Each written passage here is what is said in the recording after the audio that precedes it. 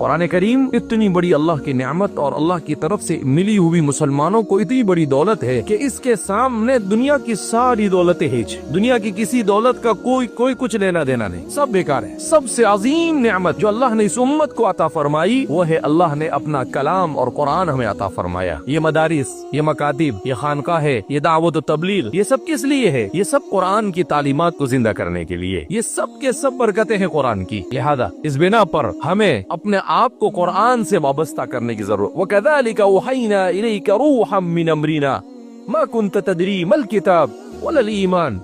कुरान करीम में अल्लाह के रसूल को कहा जा रहा है कि हमने आप पर रूह को नाजिल किया। किसको नाजिल किया? रूह को। उलमा ने लिखा है रूह का मतलब क्या है? कहा कुरान।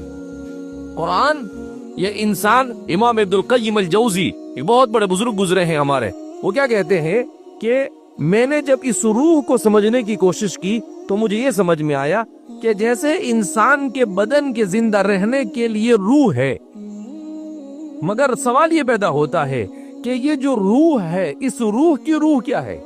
यानी ये रूह क्यों जिंदा है? कहा इस रूह की रूह अल्लाह का कुरान है।